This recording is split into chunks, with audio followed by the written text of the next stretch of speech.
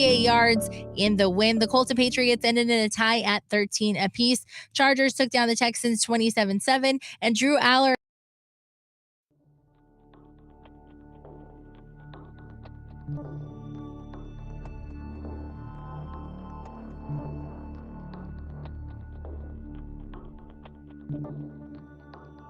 Martin, Xavier, and Simeon. Martin is a national championship fullback from the 1992 Alabama Crimson Tide. Known for his bruising runs and devastating blocks. Now he's bulldozing through sports talk with that same championship intensity. Joining him is his son, Xavier, a savant of football knowledge and statistical insight.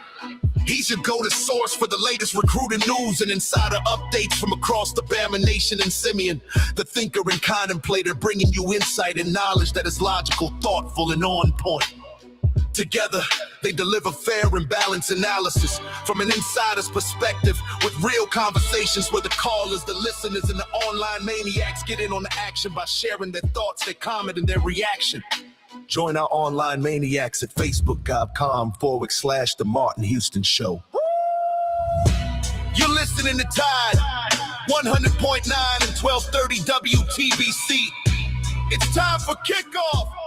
So buckle up and get ready, because this is the sound of Bama sports. The Martin Houston Show with Martin, Xavier, and Simeon is live. Roll Tide, roll!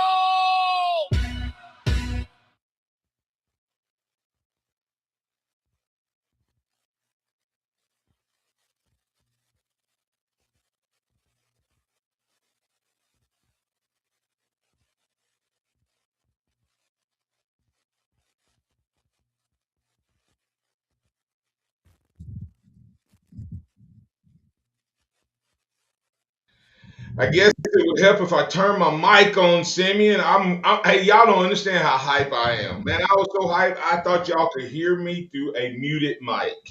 Good morning, good morning, good morning. Welcome into the Martin Houston Show with Martin, Xavier, and Simeon. We're live, local, and ready to get things rolling.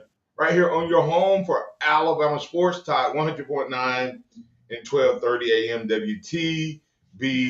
WTBC. That's Simeon. I'm Martin. And you're the maniacs. Give us a call, 205-342-9904, 205-342-9904. That's the Empowerment Training and Consulting Hotline. It's a free-for-all Friday. We invite you to jump in on the conversation, maniacs, over on the live stream. Want to hear what you heard. You know what I mean. Want to hear what you heard. I think it was Mark Twain said the story or the rumor around my death, my circumstances have been greatly exaggerated.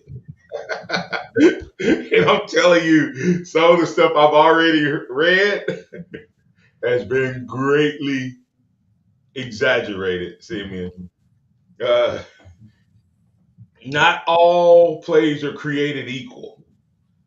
Not all interceptions are created equal. Not all scrambles are created equal. Not all, yeah. We have some audio from Coach DeBoer. Do you believe him when he says, not ready yet, when he's talking about the quarterback? Do you believe him when he's talking about the O-line's progression and the D-line? I was able to be at the scrimmage, didn't hear everything. I mean, I can't say everything I saw, but there are some words that I'm going to drop today that you can take to the bank regarding atmosphere and different things like that. Alabama's headed in the right direction. Excited about that and what they're going to be able to do, Simeon. So let's get ready to get started on that. Remember that this is the day that the Lord has made, so let's rejoice and be glad in it. Take some time today to notice someone, love someone, serve someone. Be the difference you want to see in the world today. So, Simeon, have you heard or seen anything that kind of jumps out at you? It's just unfortunate about AK getting hurt. I think that Coach DeBoer himself said that he was having a good scrimmage. Yeah, We had expectations for him going into the season. Still don't know the severity of the yeah, right. injury yet, so who knows if he's going to miss some extended time. But if he is, then that's going to be it's going to be tough because we were, he was having a good fall camp, and he's Yeah. finally gotten past what he was struggling with. Yeah, he definitely. Like I said, we don't know the severity of it, and may not hear anything for a while. But definitely, definitely, the kid, all of that we were hoping to see, it was showing up. It was showing up. Um, and the running back room as a whole is, one of the things when we got out there, me, one of the first things I was looking for was EJ, and so I was a little disappointed just from the start of scrimmage because EJ is one of those guys that I have high hopes for, but unfortunately I don't want to label him too early. But right now, the evidence speaks that he may be like those rebuilt cars in NASCAR. It's a Ford, but it's built different, and when it's running, it's high octane. But that torque on that NASCAR Ford also causes sometimes the inner workings of the engine and the mechanics to not hold up as well. And I hope Bo Scarborough was one of those guys that you know when he was healthy, he was potentially one of the best running backs to ever be on campus.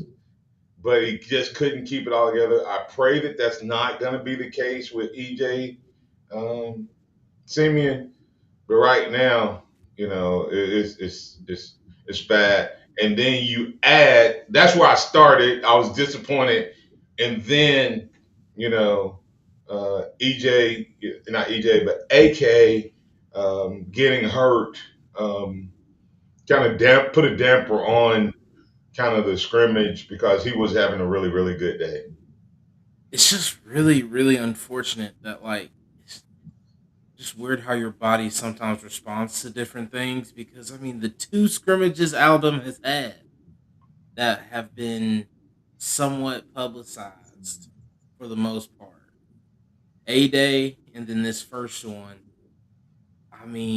There have been injuries that make you go like, "Are you?" Dang. You talking about the Noah Rogers Yeah, injury? like Noah Rogers getting hurt, and you're like, man, he was a good. He was gonna be good this year, and then the way that everybody's talking about. You could hear Coach DeBoer get sad when he said, "Yeah, AK, it was really a bummer because he was having a good scrimmage," and that's Yeah. just I don't know. It's just weird because I'm sure AK wasn't dealing with anything, or if he was, it wasn't anything serious. And then when you turn up the intensity on a other than from a practice to a scrimmage, some things can happen. Yeah, and like I said, extremely disappointing um, and very unfortunate. But let's at least hear Simeon what he had to say just about it in his words. Here's Coach talking about AK. EJ did not scrimmage today. He'll be out for a few practices here. He won't miss any games down the road. So he did not practice today. AK did suffer an injury. He actually was having a nice scrimmage, scored a touchdown. We'll evaluate him and figure out what the severity of that. So that was unfortunate because he was having a real nice scrimmage there with the touches he got. And so that's kind of the status on those two. Yeah, and in the running back room, Simeon, it quickly makes you ask the question, who's up now? Uh, uh, um, Yeah, I mean, with who's Daniel Hill, gonna have to have some big time production from him this year, which I mean, from last year to this year, he's definitely put in the work to be able to take that load. Kevin Riley is gonna have to play, and then like you keep saying about Trayshawn Brown, um, I mean, he's gonna have, to, especially if EJ can't stay healthy this year. yeah, yeah. Real quick, Keith Holcomb said, "Did AK actually get tackled in the end zone? I understand trying to make a play, but why are we tackling people in the end zone in a scrimmage?" This would be one of those cases where what's been reported is inaccurate, and that's all I'm gonna say. Yeah, and to just address Q Dixon, Daniel Hill just ain't it. I mean, Yeah, Danny Hill had a good scrimmage. Just because I we're not think talking about it. I think you're judging. You just If this was Daniel Hill last year, you're right. You're right. Alabama would be in trouble. But AK this, was having. Let me say it this way, Simeon. AK was having a good scrimmage, but he was behind who he was supposed to be behind. Just cause you haven't heard QD now, it's sort of like this. Does AK potentially have greater top end, um, and maybe even top end talent, top end speed? But as far as the best running back right now, AK was having. Remember, we're saying AK was having a good summer, good scrimmage, etc. But AK was also starting from a lower starting point.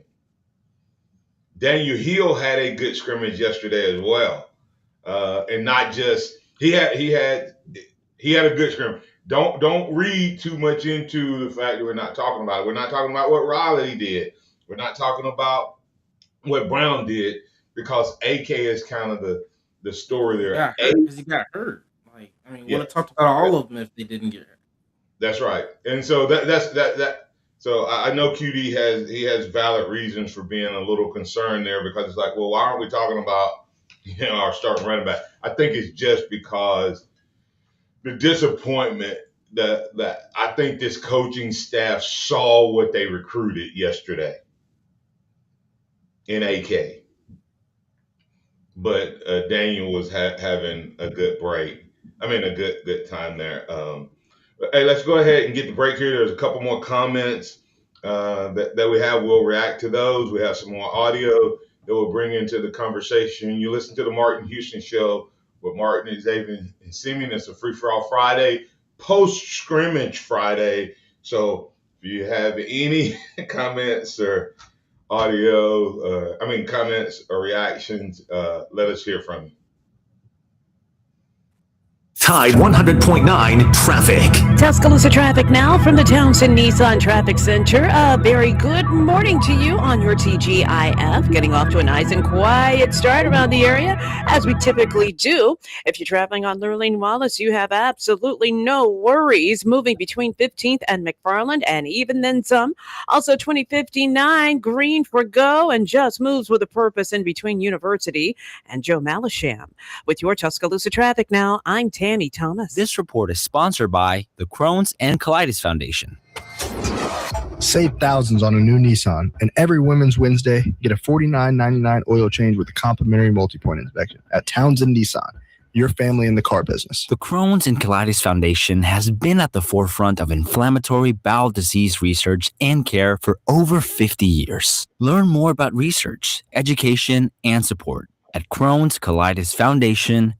Accidents happen, and when they do, make sure you've got the right person in your corner. If you've been in a wreck with a vehicle that has a logo on it, you've got to call Stephen Mesrano at 205-800-8000. Mesrano has won cases that have changed laws in Alabama, and Mesrano has secured large verdicts and settlements for his clients. Remember M for money and Mesrano. If it has a logo on it, call me. 205-800-8000. Do not trust what any CEO ever tells you. Do not trust US Mobile just because I'm telling you. My name is Ahmed Khatak and I'm the founder of US Mobile. US Mobile invented this technology that lets you share data across any of the 3 networks in America. There's more coverage than any single carrier in America because we give you all 3 of them and let you switch between them anytime. Our cheapest plans start as low as $5. They go up to $44, but that $44 plan gives you unlimited priority data in America and keeps you connected in more than 160 countries abroad. US Mobile offers a 30-day free trial. US Mobile has no contracts. We don't lock you down. And over 1 million customers seem to like it. We're a top-rated carrier by Consumer Reports. US Mobile is Wirecutter's top cell phone plan. All I'm asking for anyone who's listening to this is just Google US Mobile. Just go to US Mobile subreddit. Just search for US Mobile and make a decision for yourself. If you're ready, visit usmobile.com. Consumer Reports does not endorse products or services. Hey, I'm Martin Houston, and I want to tell you about exciting news happening at Box Eye Care. They've moved to their new location, bringing you a brand new lab, stylish new frames, and a fresh look just for you. Enjoy their expanded frame inventory, competitive prices, and faster service, all with the same great level of service you've come to know and trust. Discover this full-service eye care at Box Eye Care's new location. With their in-house lab, they offer unbeatable value and one of the largest frame collections in town. Schedule your eye exam today and walk out with new glasses in less than an hour in most cases.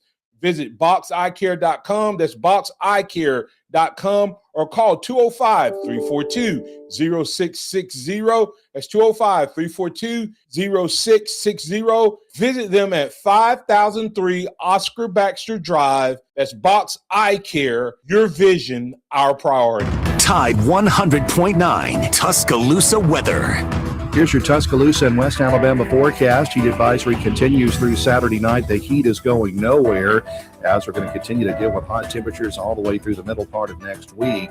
100 degrees our high today with sunshine. Heat index values near 112. A pop-up shower storm this afternoon. Partly cloudy, warm and muggy tonight, 77. High temperatures tomorrow, 102. 102 again on Sunday. Richard Wedding of the Weather Channel for Town Square Media, Tuscaloosa. It's 79 degrees in Tuscaloosa. Interact with the Martin Houston Show by calling us at 205-342-9904 or tuning into the Martin Houston Show on Facebook.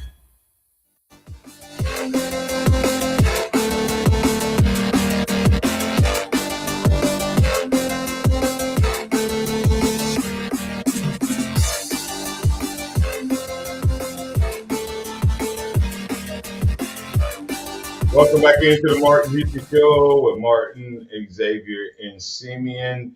It's a free-for-all Friday. We got a few comments around the running back position, and Tim Coggins went all in. He said 7-5 this year, 8-4 is the ceiling with Hill as your lead back. He isn't the guy. Respectfully disagree. And that is because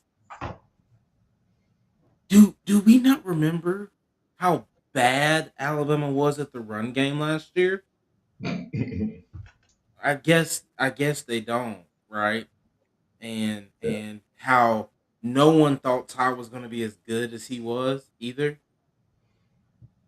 I mean, Alabama went to Norman, Oklahoma with like 4 yards of rushing offense and somehow scored 34 points. Yeah. Just pump the brakes. Daniel Hill was the guy pretty much for the second half of the season, and Alabama won 11 games. So if he's the guy from the beginning of the season in a lot better shape, as a lot better player, he was, remember, running back one when AK and EJ. So don't forget that. Like he was running back one going into the scrimmage yesterday. Yeah. And here's the thing. Q Dixon said, I trust what you're saying, Martin. I'm just going by what I saw from him last year. And I like the fact that QD is admitting he's judging off of last year. And if we were wanting to make this vast improvement in the run game, and it was simply based off of last year's Daniel Hill, I wouldn't put us at 7-5. I don't think he is that detrimental to the offense. It said I have to see a 360-degree change for me to like him. And and then once again, Q Dixon said for him to like him. Listen, there are some superstars that played at Alabama. There's a guy named Calvin Ridley. He wasn't one of my favorite players, right? Because of the way he would show up as quarterback. But I wasn't going to knock him because I didn't like him. I would look at his stats. So let me tell you, though, why Daniel Hill. Here's the thing you have to be careful with. Daniel Hill may not be if we were going back to Ingram and, Trent Richardson and Eddie Lacy and Derrick Henry. Well, three of those guys, two of them won the Heisman, three of them could have, and Eddie Lacy had the best pro career was having the best pro career if he could have stayed in shape and healthy, right? The way he started off at Green Bay. So I'm not going to put him in that category. But as far as the running back, there's a reason AK wasn't playing as much as we would have liked. And here's why. And this is why Daniel Hill actually, as RB1, gives you a little better chance because he doesn't have this problem. AK could have pushed him and May would have been a starter before the season was over. But right now, Daniel Hill gives Alabama right.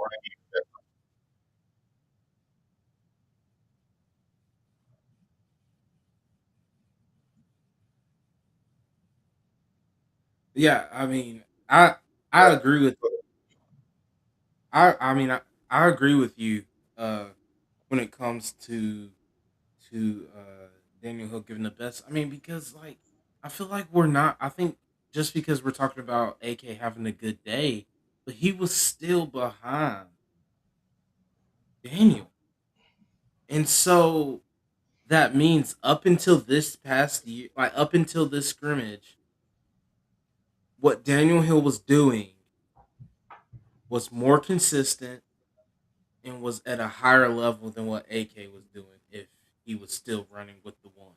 Okay. Yeah, I'm going to play this, and then I'm going to play something when Coach was asked about the offensive line yesterday. Also, just being a better football player, like AK understanding protections was one of the issues of getting on the field, and he's come a long ways. Okay? So that's one of the issues. Playing running back isn't just running the ball, okay? Playing running back isn't just running the ball. So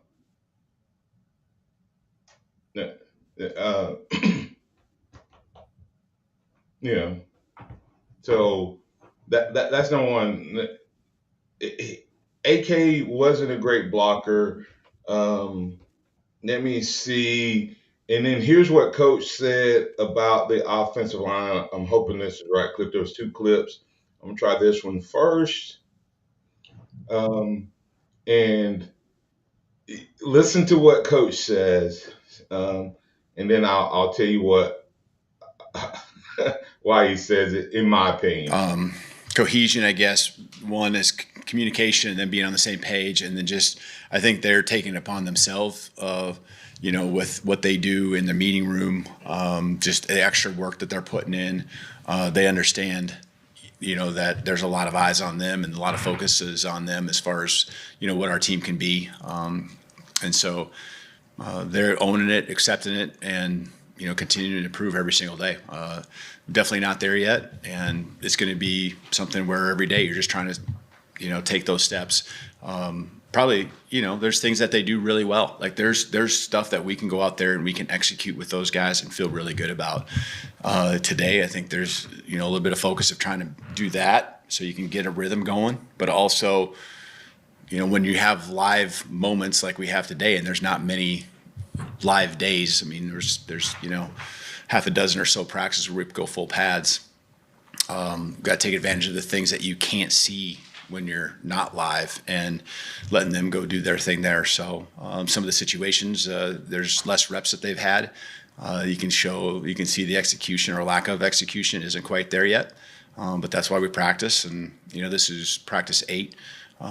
It's going to go fast, but so there's urgency level, but these guys are putting the pedal down every single day, working on becoming one. And again, there's been a lot of consistency with who's in the rotation, especially with the ones, and that's been important for our progress. Oh, that was the wrong clip, but that was still really good audio on the O-line, Simeon. And I'll find that clip.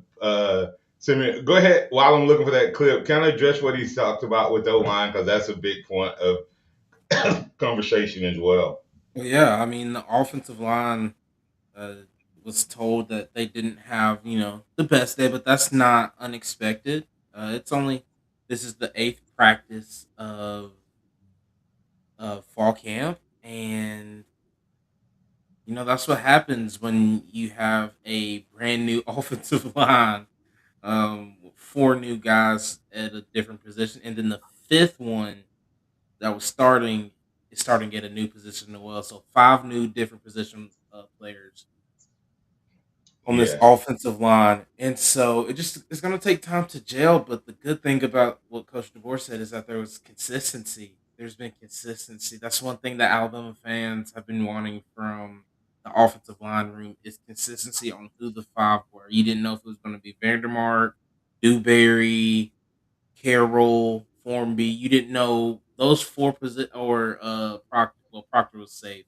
but with those 4 guys, those guys intertwined and play. I guess, however the wind was blowing, that's how Coach Cap threw them out there, and that just led to no continuity. And that's good that at least for these first few practices, there's been nothing but continuity along the offensive line. Yeah, and Q also talked about that. He said, "Hey, I know it's going to take the O-line time to gel. It will get better. They will be a better O-line than last year. I hope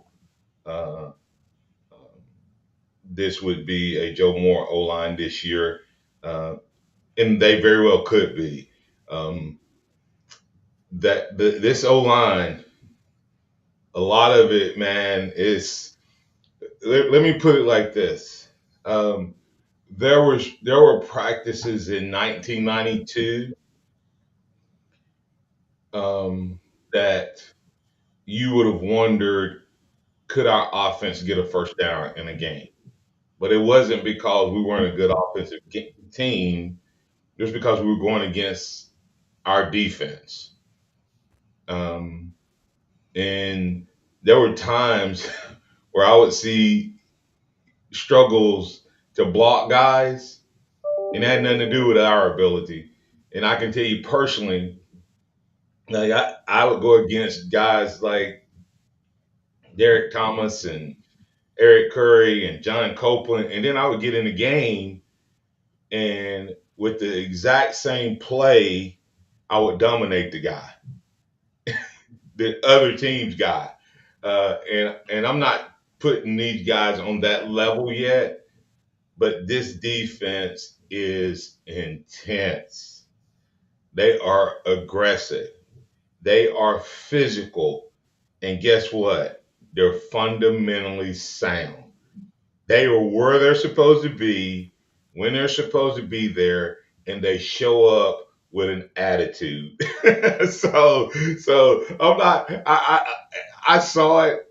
The O-line, I think at the beginning, I think the O-line may have been a little shell shocked, but I think once they settled in, it was a totally different. If you were there just for the first part of the scrimmage versus the end, you would have wrote off the O-line. But you heard Coach talk about it. He said as they settled in, this was both for the quarterbacks and the O-line, started off slow, got better as the day went along. Defense, from start to finish, was on point. So we're going to get the break here. I'm going to see if I can find that clip. It'll be it'll talk a little bit about the O line, D line, and and I'm telling you what I'm looking for. Is Coach said he was asked about it, and he was like, it looked like it was their fault, but it wasn't. And I'll talk about that, and if I find that clip, we'll hit that on the other side. Listen to the Martin Houston Show with Martin, Xavier, and Simeon. Tide 100.9 traffic. Tuscaloosa traffic now from the Townsend Nissan Traffic Center. A very good morning to you on your TGIF. Getting off to a nice and quiet start around the area, as we typically do. If you're traveling on Lurleen Wallace, you have absolutely no worries moving between 15th and McFarland, and even then some. Also 2059 green for go and just moves with a purpose in between University and Joe Malisham. With your Tuscaloosa traffic now, I'm Tammy Thomas. Indeed presents hires you can't afford to get wrong, like a social media manager. Did you just post our Q4 earnings to your personal social media? Oh, yeah. Used the trending audio and everything. That's confidential financial data. Relax. It only went a little viral. The SEC just commented with the eyeball watching emoji. This is a job for sponsored jobs. This is what happens when you don't sponsor your job on Indeed. Next time, get matched with quality candidates with Indeed sponsored jobs. Visit Indeed.com/hire now and sponsor your job today. New Game Plus with Oxy makes your laundry smell incredible and fights stubborn smells, like the ones your dog Biscuit brought into your freshly made bed last night. But you wash that all away with Game, and now you're drifting asleep to the scent and sound of waves. Ah, nope, that's the dog licking your ear. Biscuit. It just might be our greatest scent ever, now with odor fighting power. New Game Plus with Oxy.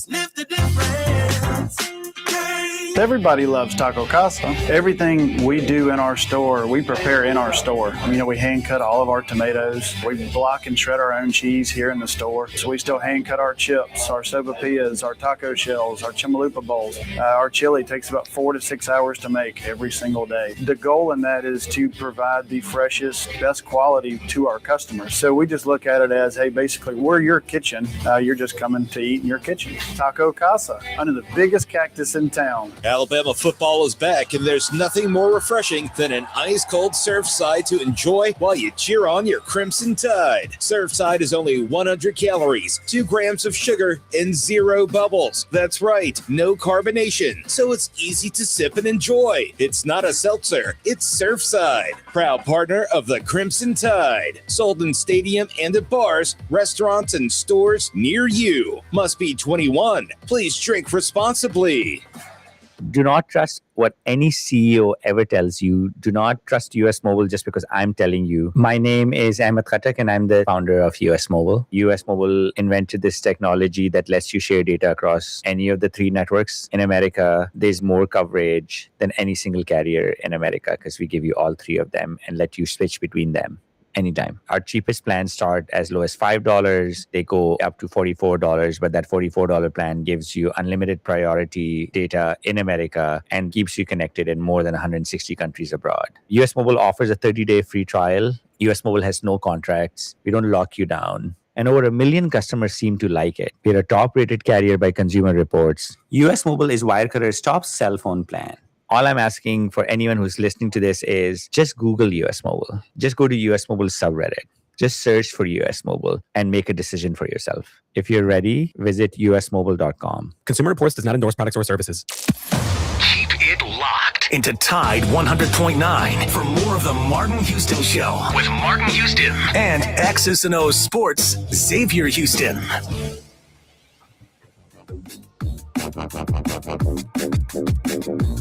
Good morning. Welcome back in on this Free for All Friday. It's live. We're live, local, ready to get things rolling, and glad that you're up and at them with the maniacs. I want to address Tim. One last comment. He said, "I love Daniel Hill. Was all in last year about being the next great back. He showed that I had him overrated. No vision, no breakout speed, 1 to 2 yards and down, runs in the back of the lineman. I think you need to go back and watch him. I don't know that he ran in the back of the lineman as much as Jam did. But Tim, I would say that he's a different back this year. Now I'm still saying, do I think it's possible that AK, EJ, even Brown guys, I'm telling you, Raleigh could end up taking reps away from Daniel Hill. I say that without a doubt that that's a possibility.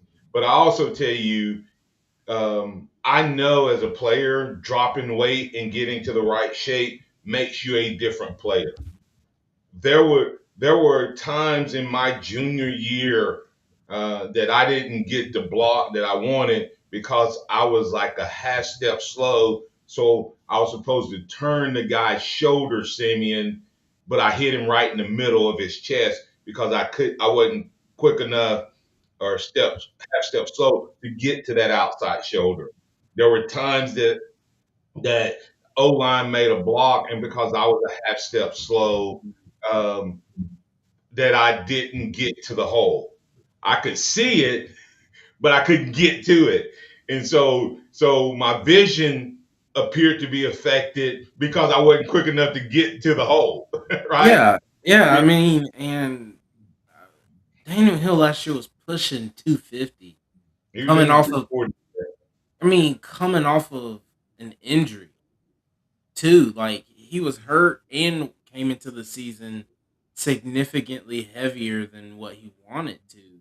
Right. And so I think it just that last year was not the representation he wanted to put out on the field.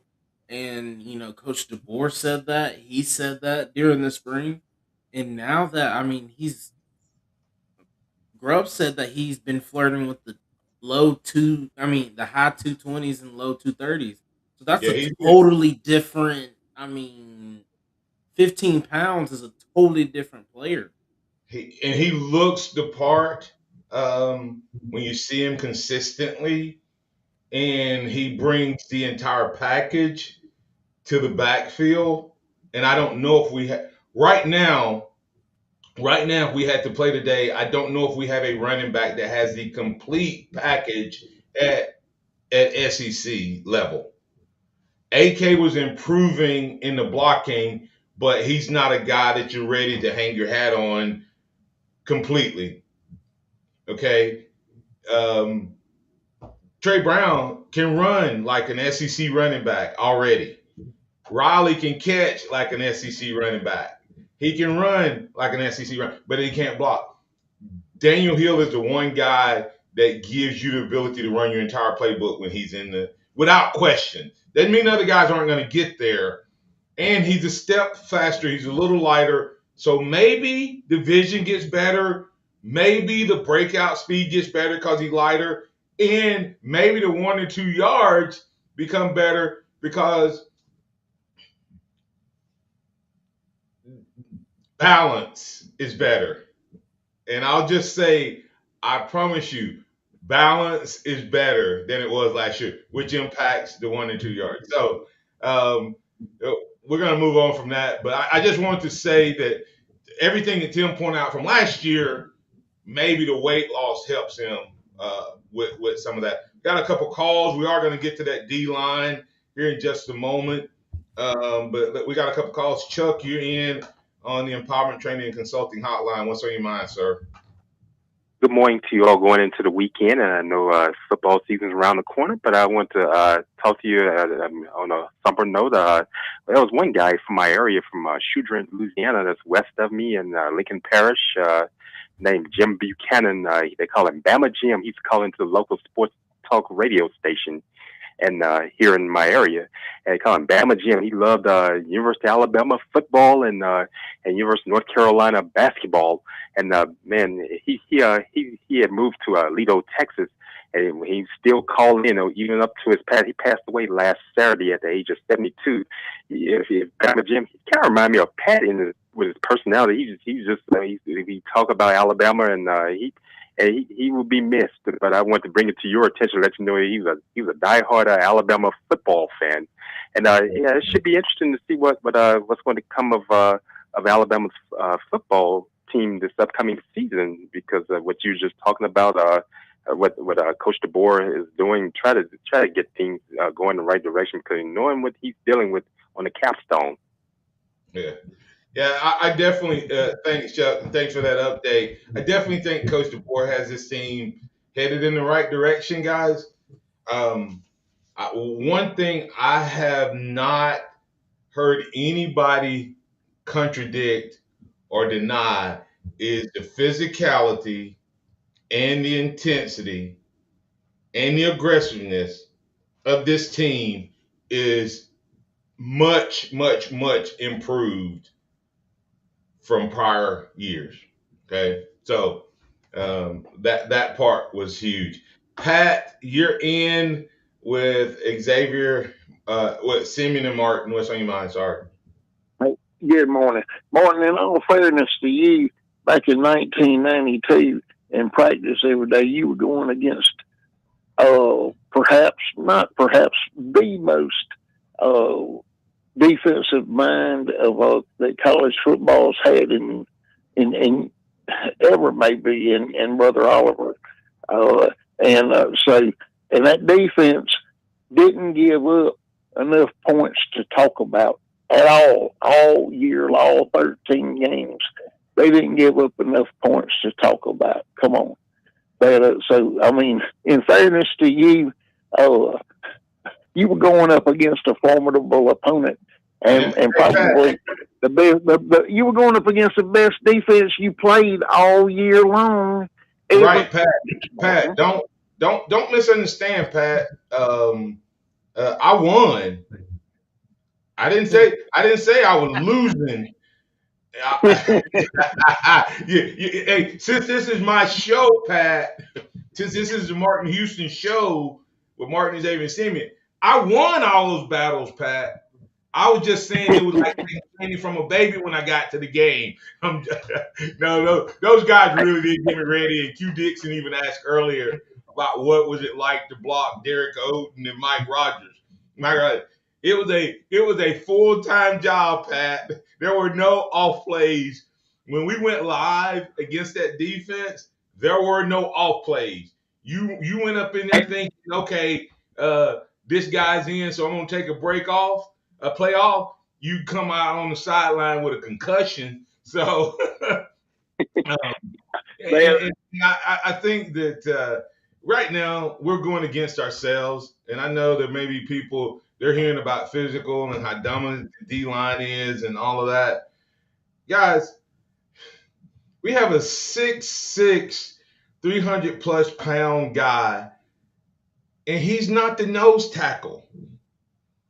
When you put Tompkins beside Green, who played at Oregon already, you have to understand the guys we're talking about on defense, when we talk about how physical they are, these were guys who we saw film on last year at other programs, and they look different here at Alabama. Then we have guys like Bray Hubbard and Sab, and we didn't even talk about Luke Metz, okay? All right? Luke Metz may be ILB1. So this is so I know you can go back and say this happened against this team and this happened against this team and whatever. If you know football, you know football. And you can tell when a team is aggressive and physical regardless of who they're going against. So go ahead, Pat. What I saw last Saturday on the Huff, that this defense is way bigger than what they've been, than what they were last year. And I'm excited about this group, and I'm hoping that what you're saying, that iron sharpening iron, about this offensive line, being able to pick it up, and perhaps, like I said, I'm just hoping that Alabama's offense is going against the best defense they're going to face all year, every day. I agree, man. Go ahead. What were you saying? That was it. Y'all have a blessed weekend. Yeah, go ahead. Too. Yeah, no, go ahead. You go ahead, man. Finish it up. All right, was Pat finished? Yeah, I appreciate it. Thank you, Martin. Appreciate it, man. Yeah, it's a beautiful thing to watch. I have been at numerous practices and scrimmages over the last year or so, and there's a different feel. Okay, different feel. And I think we need to listen to what Coach had to say. And we'll go to break on this because defense was dominant early, but offense rebounded, and we just need to be ready for what that means, right? Right? What all does that mean? Here's what he said, and I think this applied to the entire offense and defense when it comes to the scrimmage yesterday. The entire offense, I'm sorry, not just the quarterback position. The battle between those two. As the scrimmage went on, they both got better. Both had their moments early where they could have executed better. They could use some help from some guys once in a while. They're not going to be perfect all the time. Operationally, I just think, again, it's them running the show, but everyone doing their part. And so the slow start probably really wasn't about one player, one position group, but both of them really, as the scrimmage went along, got in their rhythm. And so the challenge to them now will just be starting faster every single time we have these game-like scrimmages and practices coming out and setting the tone themselves. All right, let's get to break. We'll be back on the other side to come in on that, as well as he had a very similar comment regarding the O-line. Here's what's trending on the Tuscaloosa thread. Good morning. Here's one of the top stories we're following for you this hour. Now that most public schools are back in session all across West Alabama, Governor Ivey, who is a former teacher herself, is reminding students and their parents to make sure this is a great school year and to use the year as a chance for a fresh start. The University of Alabama begins its school year next week.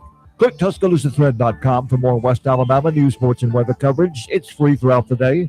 Don Hartley, Town Square Media, Tuscaloosa. Tide 100.9 traffic.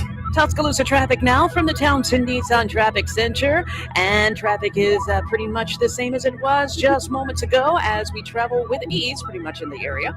Lurleen Wallace is starting to get a bit of a bite here on the southbound lanes at 12th Street. I am seeing a bit of a slow up, so you do just want to be aware of that. And also 2059, now that's no problem at all. Run smooth as silk between University and Joe Malisham. With your Tuscaloosa traffic now, Tammy Thomas. This report is sponsored by Positive Coaching Alliance. Got issues with youth or high school sports? Positive Coaching Alliance can help. PCA, a national nonprofit, offers more than 1,000 free online resources for youth and high school sports coaches, parents, students, and administrators. Visit PCADevZone.org. New Game Plus with Oxy makes your laundry smell incredible and fights stubborn smells, like the ones your dog Biscuit brought into your freshly made bed last night. But you wash that all away with Game, and now you're drifting asleep to the scent and sound of waves. Nope. That's the dog licking your ear. Biscuit. It just might be our greatest scent ever. Now with odor fighting power. New Game Plus with Oxy.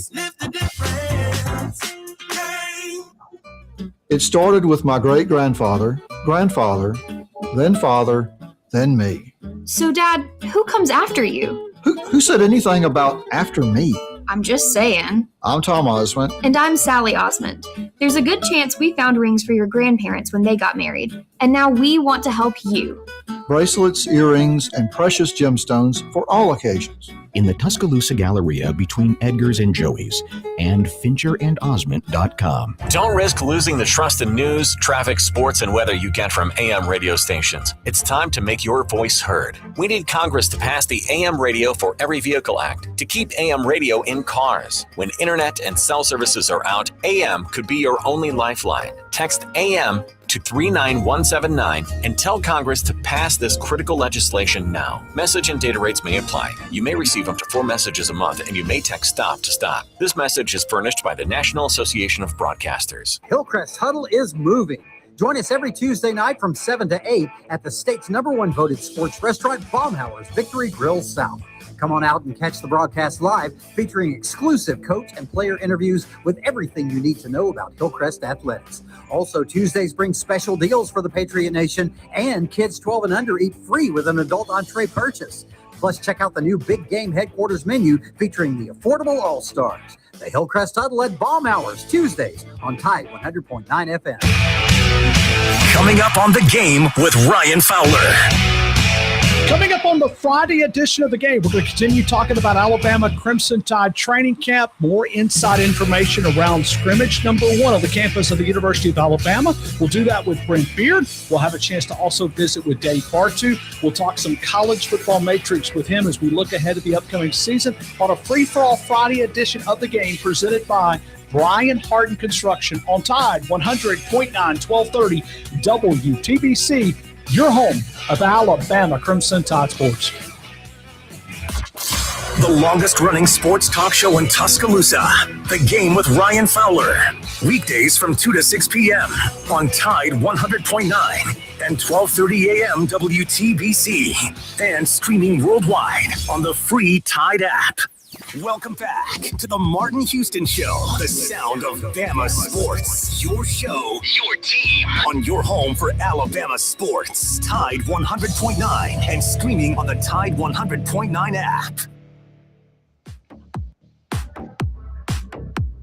Welcome back into this Free For All Friday as we round out the Harvest Church Christian Moment of the Week in this fourth quarter. Tim Coggins asked a really, really good question. Is our defense that dominant, or does our offense make them look that way? Indiana's defense looked dominant against us, not so much against Miami. I kind of disagree with that still a little bit. Miami was the second best team in the country. So we would not go back to 2016 and say that Alabama's defense was not dominant because Clemson had success against us. So I don't think you look at one game and say a defense is not dominant. You look at the whole season, because sometimes matchups just happen. But that is a really, really good question. Is it about our defense or is it about our offense? Okay, so let's hear what Coach had to say, Simeon, and then we'll address that. I mean, our defensive line does a nice job. You know, the way that they play physically, and there's moments where there's just matchups every single program in the country is going to have an issue with. And so now, Simeon, did you hear what he said? And he said, and there are matchups that every single program in the country is going to have with. What he's saying is we have some dudes that everybody's going to struggle with. There's going to be some times when we fool around in the defense like there were times where our offense may have had a play in a blocking scheme where the tight end was one-on-one or the center was one-on-one. This defensive front requires a double team. And that's what he was saying there. Go ahead, Simeon. I mean, this defense is everything, if not more, than what we've thought of them, especially coming from last year. I mean, the way that Coach DeBoer is talking about them shaping up to be a top 10 defense in the country. Yeah, and here's what else he had to say about that. There are times where that pops up. I thought, pass protection. This has been a really good week. You can see every practice. They're understanding their assignments. They're working together. The communication is there. Run game wise, I feel like it improved as well. There's some plays early where it's really not their fault. It might look like it, but it's not. Yeah, and there he was talking about Simeon. Sometimes the offense, it looks like maybe the offensive line didn't block and do what they were supposed to. And you can, first thing you may think is that he's talking about, well, the running backs didn't see the hole or whatever. There were a couple times where I think it was about we didn't get into the right play and defense had numbers. And it doesn't really matter what you do. I was like, there is no hole sometimes. Well, right. But that hole wasn't necessarily the O-line's fault. There can be plays where the O-line blocks their guy and the running back still gets tackled for a loss because the defense had the numbers and you probably should have checked out of it. So without a doubt there. But just a couple quick questions. Simeon, was Brown as impressive as what people are saying? I think he's right now, based on EJ's inconsistency, and AK being out, best all around, he may be number two. He might jump in front of Raleigh. I don't know yet. I don't know enough about either one of them's blocking to say that. Raleigh, I think, has clear advantage in the receiving game, screen game, all that stuff. I think he has an advantage in vision, etc. But he's legit. He's legit. So, and Keith did play a little bit, and we forget about him. That's the transfer, I think, from Appalachian State. And a guy sitting beside me was like, "Who's that guy?" And I told him, and he said, "Dog, he's strong." So this may be an opportunity for him to move up and possibly get some reps. So, any closing thoughts for you, Simeon, as we get the break here from scrimmage number one? We didn't even talk about the quarterback and running back. You want to do a little OT? Just a little bit. Just a little bit. Well, I tell you what, because we haven't talked about the quarterback position and the wide receiver, so we're going to do just a little OT here. But closing thoughts, Simeon, before we get out of here.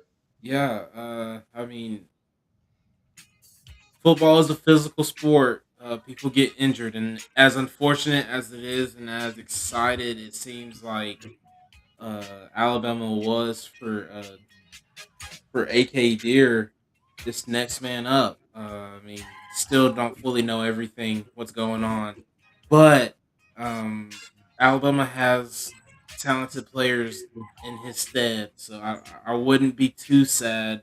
This running back room will be fine. Yeah, and Tim Coggins, as we close out, is AK done? Can we still go get it back? I don't know if we can still go get it back. I don't know if he's done. I don't think so. But we don't know the severity of it. So, hopefully we'll see him back out there making contribution. And until he comes back, maybe AK Deer can surprise. Daniel Hill can change some minds, change some hearts, and lead this running back room. But I still think Alabama running back room is going to be okay. After the Martin Houston Show, that's Simeon. I'm Martin. This has been the Martin Houston Show on Tide 1.9 and 12:30 a.m. WTBC and the Martin Houston Radio Network. Hey, if you want to hear more, we're going to kick over to a little overtime. We'll take a short break here, and we'll be back in just a couple minutes on the radio network. Remember this, trust in the Lord always, lean not your own understanding. In all your ways acknowledge him, and he will direct your path. Roll Tide, everybody. And remember, over on the radio network on Facebook, YouTube, Twitter, X, etc., it's the Martin Houston Show. Little OT. Roll Tide, everybody.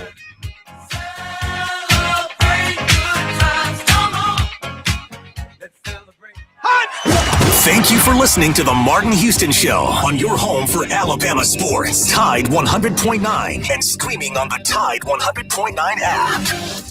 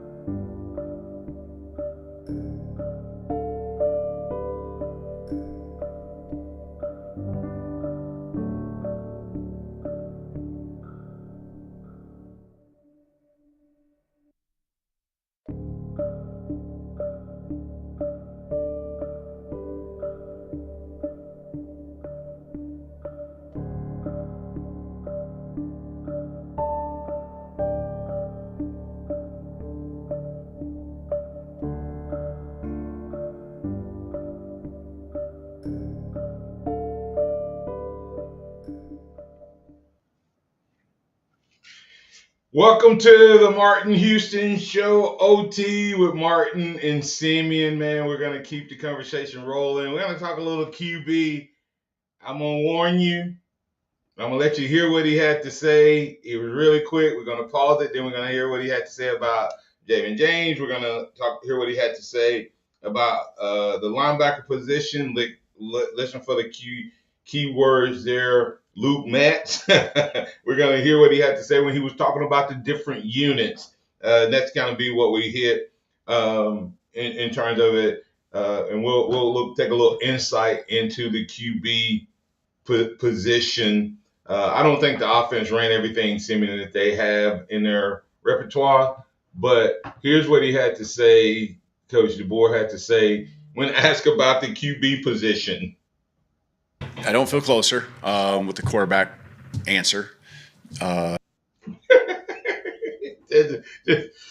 Coach, are you close to making a decision on the quarterback position? Nope. I don't feel closer. So, Simeon, is this truly a legit QB battle? I assume so. I mean, I would assume so. At this point, I mean, yesterday we did. That was one of our predictions that we said it that they weren't going to get much closer. That there's not going to be anything that comes out of this just because these guys are ballers. Both of them are. So I guess that came out to be a fact. Yeah. But I mean, it's legit. It's legit. It doesn't get this far. Usually there are like at least some telltale signs about it. But Like, I mean, at at this least point, like the coaches are like, maybe they won't say like who the guy is. They're like, there's somebody who's starting to take the lead a little bit, and they don't say it. But there has been no type of insight or anything like that. I said as we were talking yesterday, I'm excited to see how Grubb. I mean, because the board sometimes he gets lost in the coach speech. Sometimes Grubb, not so much. So I just wonder if his response would be any different. yeah, and it's exciting. Like I said, P. Phil says no surprise. He just should have said we're not going to talk about the battle. But I'm gonna warn you, Bama fans. You're gonna hear all types of hype and questions, and it may come across. Most likely, it's gonna come across that Keelan just far outplayed Austin on yesterday. I'm gonna go ahead and throw that out there. Um, if you were to ask me, just me, Martin, sitting here, I would say that overall, Keelan had a better day yesterday. But I would be factoring in how bad it started. The scrimmage started extremely bad for Austin, and then he steady got better, better, and better. And I think that's what Coach was telling us earlier. Neither one of them got off to a great start. Matt got off to a worse start. So that's kind of what he was communicating there, in my opinion. I think that's what he was communicating. But I think both guys battled back, which that's what you want to see, right? You literally want to see. Do you want your guys to go out and have a good scrimmage every single day, the entire scrimmage, or do you want to have a data point to see if were what they were? Because if every data point is they're always good, you don't know how they're going to respond when they have a bad series or a bad quarter or a bad half. So that's not all bad, I guess, Simeon. I hadn't thought about it that way because I was just talking about it. Maybe you need a data point where the guys, because I think they've been pretty much on point all year. Yeah, I mean, you're playing a 9-game SEC schedule. You're going to be at least 1 point in at least one of those games where there's going to be some adversity that will make you feel like either a team jumps on you, 14-0, 21-0, you throw a pick six. How do you respond? how do you galvanize the guys. So I mean, it's good to have a. I mean, obviously, you don't want too many negative data points, but it's good to have a data point that says, okay, well, he didn't start great, but the offense as a whole with him on the field got better as the day went on. Yeah, and coach told you in the scrimmage that in his presser, he talked about that sometimes he answered the question from the entire week, which is saying, hey, you guys may have only seen this, but this week of practice, I saw the O-line get better. I saw them pass pro get better. At times today, that may not have shown up. And he was asked specifically about Jaden James and his growth, and here's what he had to say. And with Javen, days like today are huge for him. And it's making sure, just for everyone, right? It's about stacking play after play after play after play. And so I think he's done that more consistently throughout practice and fall camp. And, I think he can become a complete player. And so, just getting better. He doesn't have like glaring strengths, glaring weaknesses. He's just a solid player that's getting better in all facets of his game. And so he's working at it. You can see the commitment he has with some of his just habits, things that are important to him that can help him be his best. That's what we ask of all of our guys, but that's certainly something you see him really growing and understanding how that can impact his play when he gets on the football field. Same here. That's good. That's good to hear. I'm not sure I would love to hear my coach tell me I don't have any glaring strengths. I don't think I would love that. He didn't mean it as a negative. But, right. But that's good. That means he's a very consistent player. Because he also said, there's not glaring weaknesses either. So that's a compliment.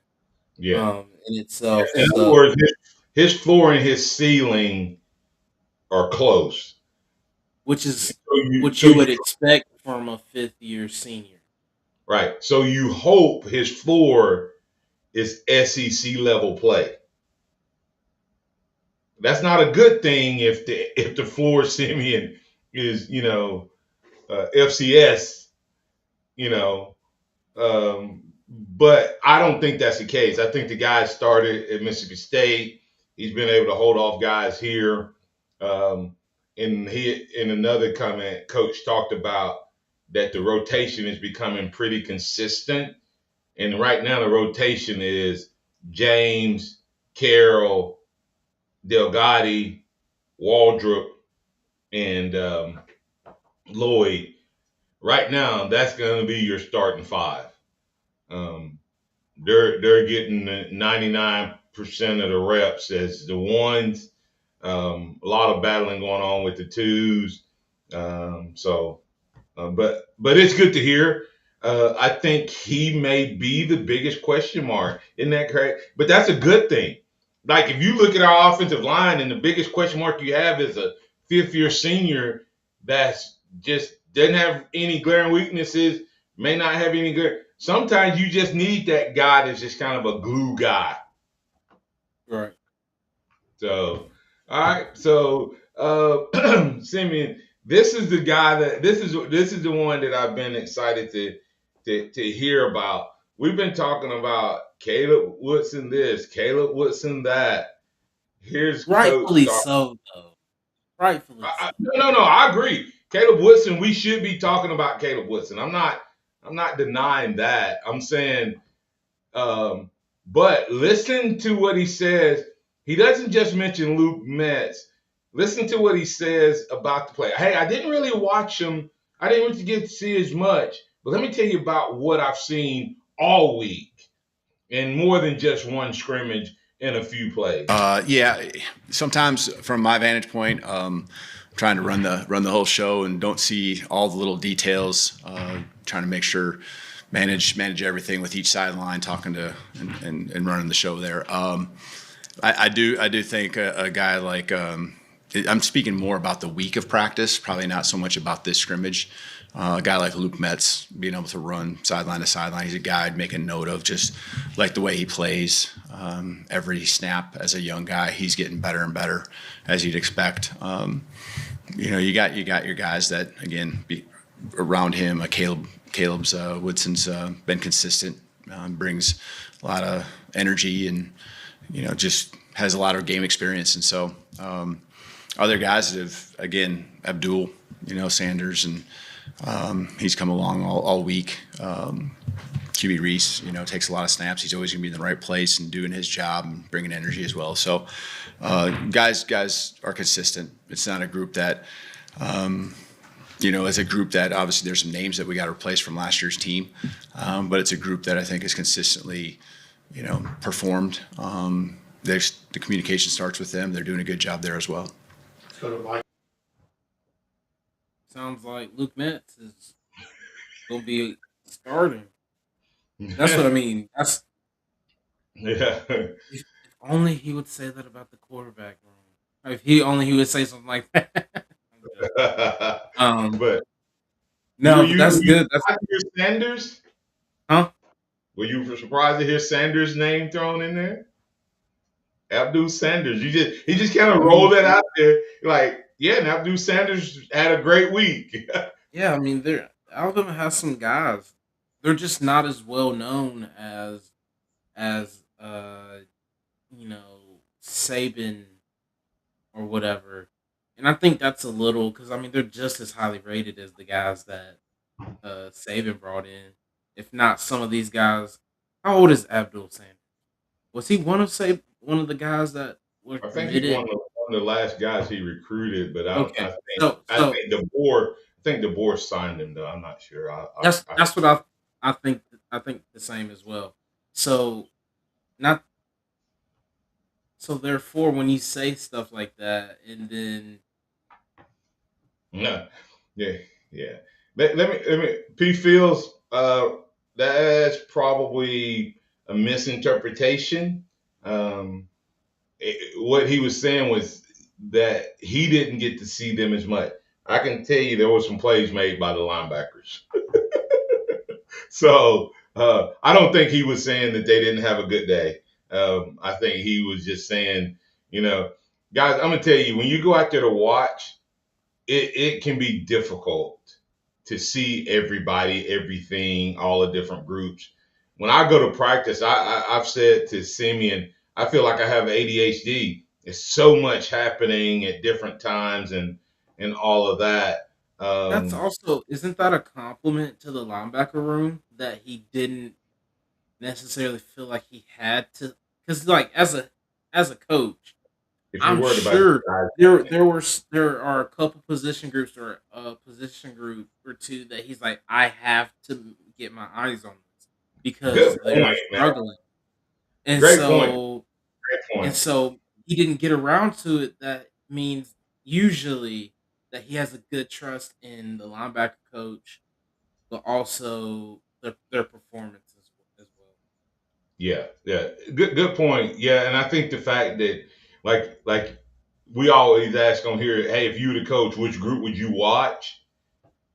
Well, if he's worried about the linebacker room, etc., he would want to. That would be on his checklist. So That's good. And here's what he said when he was kind of asked in general, Simeon, about did any unit jump out? And I love he goes through and he lists more than one, but he gives a reason that he lists each one of those. I mean, there was times. I mean, we had a couple of tip balls, so the DBs did a nice job making a play because they were picking it up right up off the ground.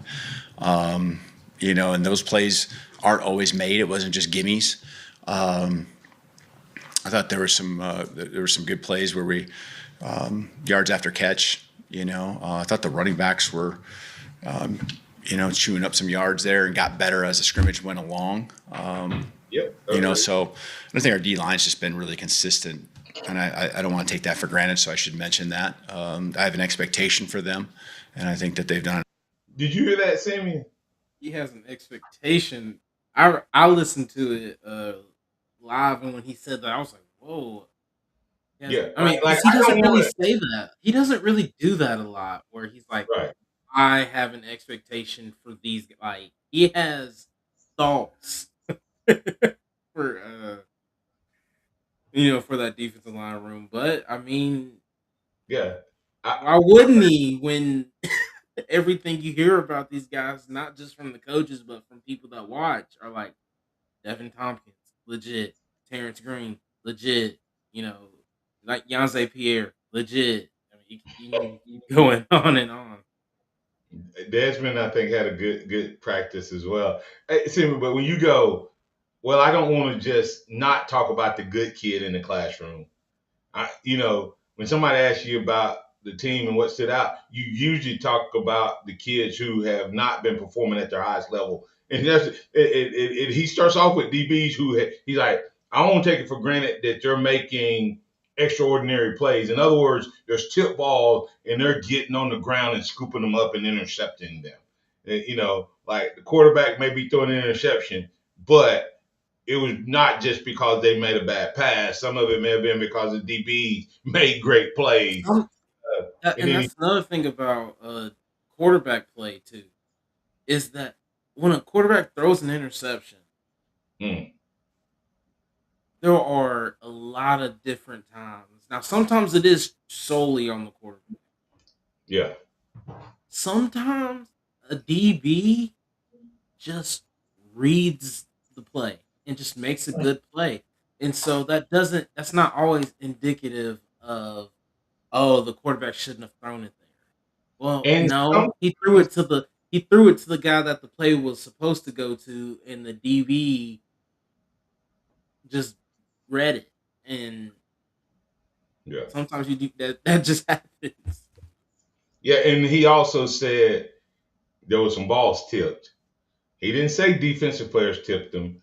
It could have been a defensive lineman, or it could have been it hit the receiver in the hands and went up in the air, and it ended up being an interception. So lots you can read into some of those comments. But I love what he was saying about the D-line, and then he wrapped it up with this. Nice job. So I thought the tight ends, as the scrimmage went along, got better. So getting guys in every snap that we take, it matters, especially with the younger guys across the board on our football team. All right. Simeon, it was a good day. It was a good day. Special teams, I guess it's good that you didn't hear anything a lot about the special teams, Simeon. We have Tim Coggin asked, how did they look? I think the field goal kicking was solid, nothing there.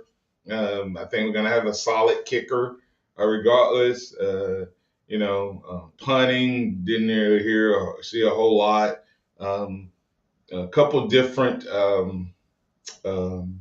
potential returners back there, but I don't think they've solidified that. I think you're going to see Trey Brown touching the ball as a kick returner.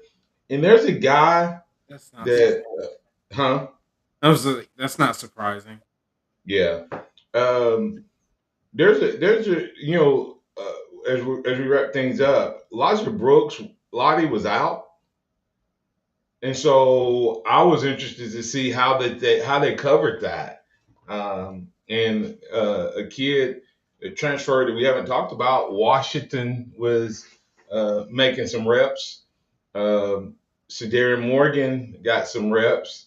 But Washington looked like he could be one of those guys that could end up being a punt returner. Kind of long, athletic, good tight feet, good in space. So it was. I'm not ready to make any type of prediction on special teams. I think we need to see a little bit more. But the good news was there was nothing back then. The special teams are never live when we're out there, so you really don't know. I mean, I've not seen them live. I shouldn't say they're never live. But I can tell you they have more guys that have played special teams, Simeon, back this year, and they have more dudes to put out there on special teams. So they look the part, very similar to the O-line looks bigger, stronger, faster, more athletic.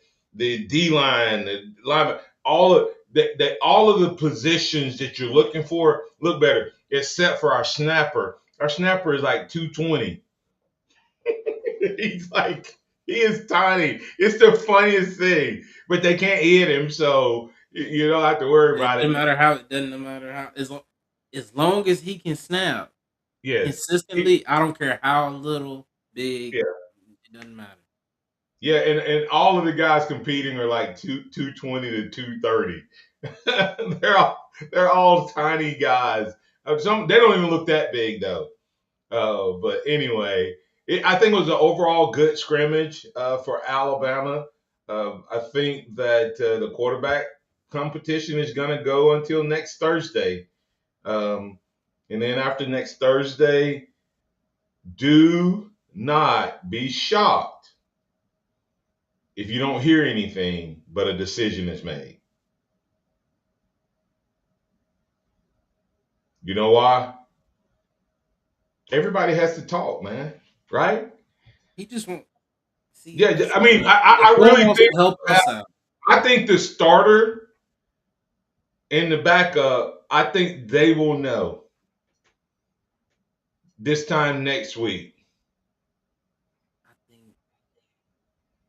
I think they might know now.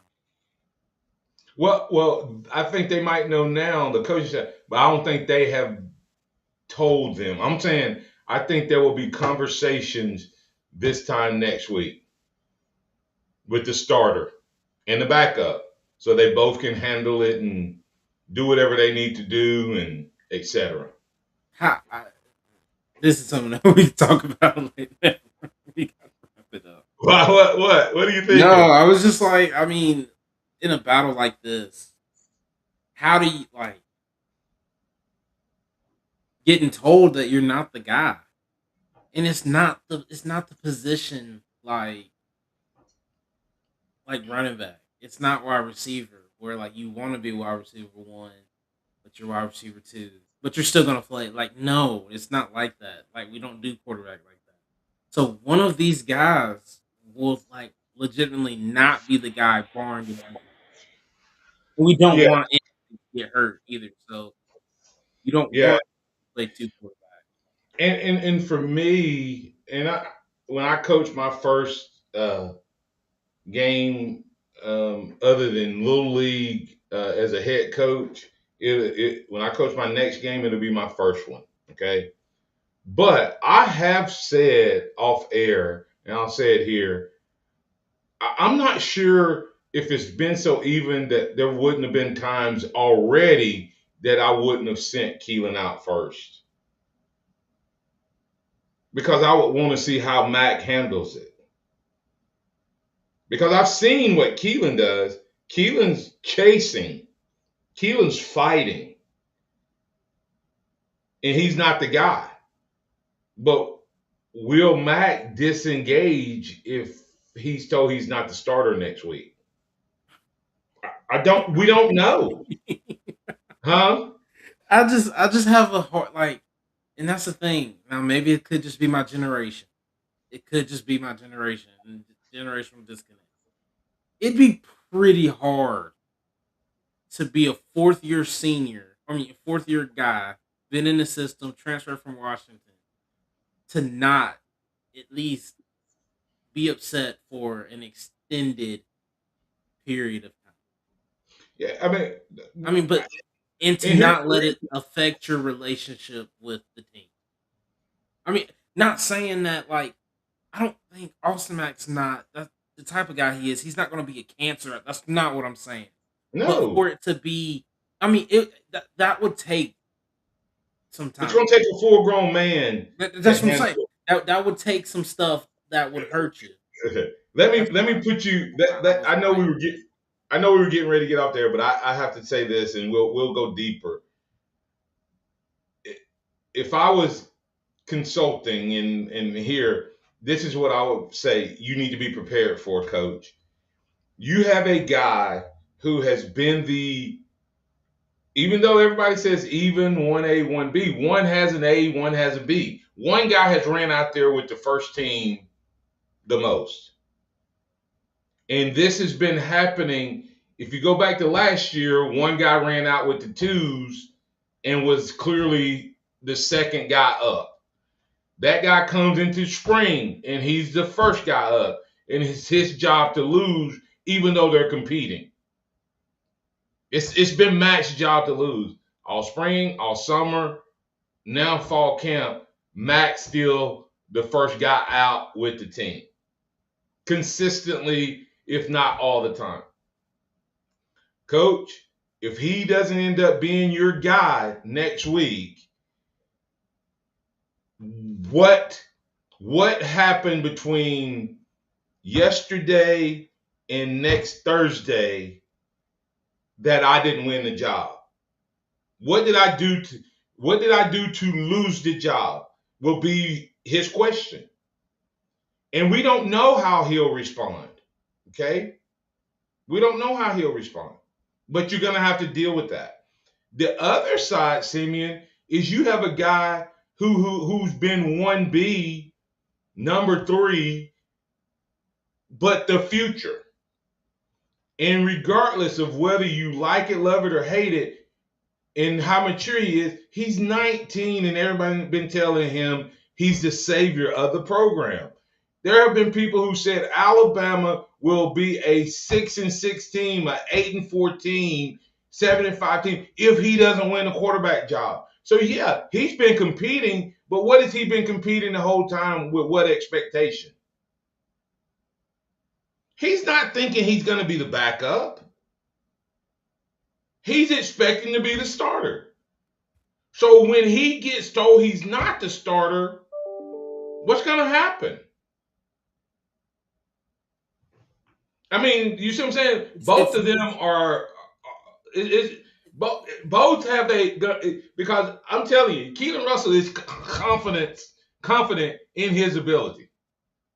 As he should be. I don't think there's anything wrong with him being that confident, because I mean he's really good.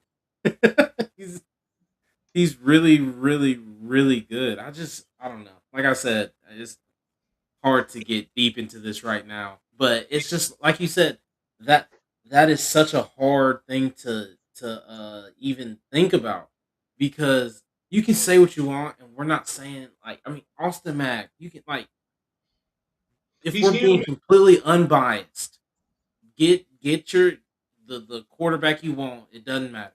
Austin Mack has been the first guy to run out there since Indiana. That was on January 1st of 2026. It is now August 14th, and Austin Mack has been the first quarterback in drills. He's been the first quarterback in the scrimmages. He was the first quarterback at 8A. He was the first quarterback at everything.